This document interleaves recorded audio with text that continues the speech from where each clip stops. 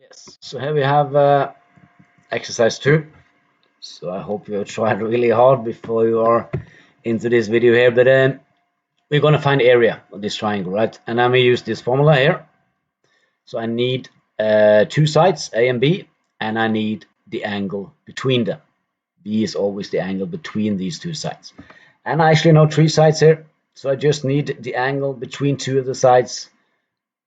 Why not find angle A? So I need to find angle A, or B or C, but I will prefer to find angle A. And how can I find angle A is the question then. Do I use the cosine rule or do I use the sine rule?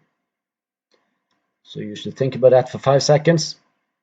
You can pause the video if you want, have a think about it, and then press play again.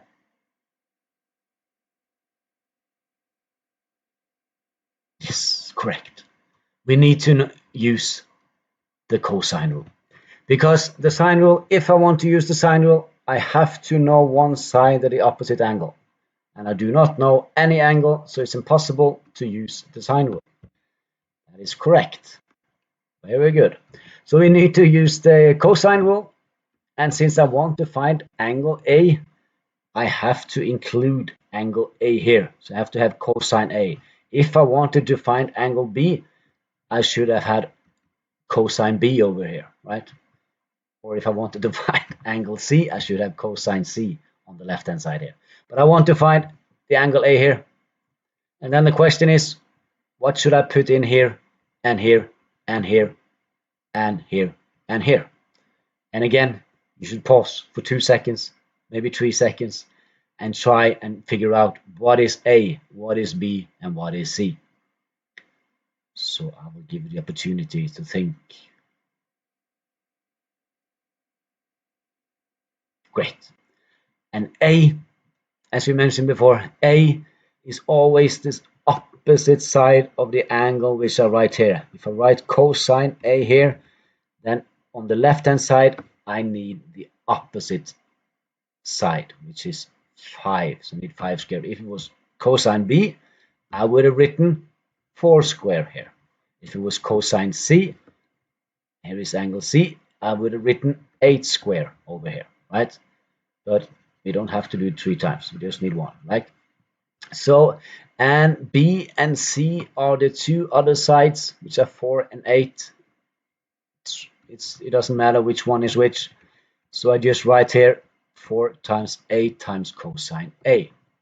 But when I put this into cos, I should call this x.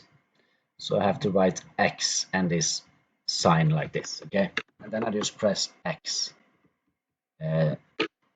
Almost equals to. So try and put this into cos. You can pause the video again, put it into cos, and I will show you. If you press play, you will see how I do it. But trying it on first. There we go. I can't remember what I said here. Was it 5 here? 5 square is equals to 4 square plus 8 square minus 2 times 4 times 8 times cosine x alt O, and then I press equals to, and I get 30.75 degrees. And that looks like the correct answer. If you look at the figure again here, this looks correct. 30.75 doesn't look like a bad answer here like this.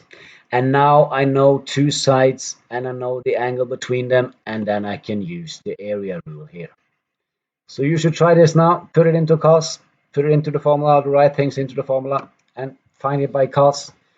So try and pause the video again and do this, and I will show you afterwards. Great, you're back.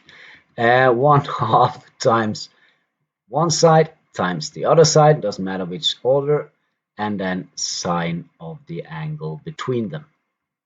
We need dot on cos like this, and this sine, of course.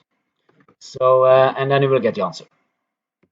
So this will be, we can actually write area equals to 1, if we want, 1/2 times 4 times 8 times sine of 30.75 degrees. And just, this is not an equation, so we don't press x equals to. We can, since I've written a equals to here, but just press this. Let's calculate. We're just calculating something, and the area is 8.2. So that's the answer.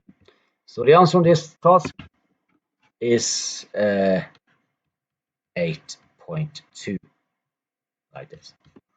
And by the way, and now you should do exercise 3. If you're stuck, you can go and watch the video of exercise 3. And I haven't given you the answers on this task, so if you want the answer, you have to look at the video and just go forward, so that you can, at the end of the video, of course, you will see the correct answer. Okay. So exercise 3 is a nice exercise, so good luck with that.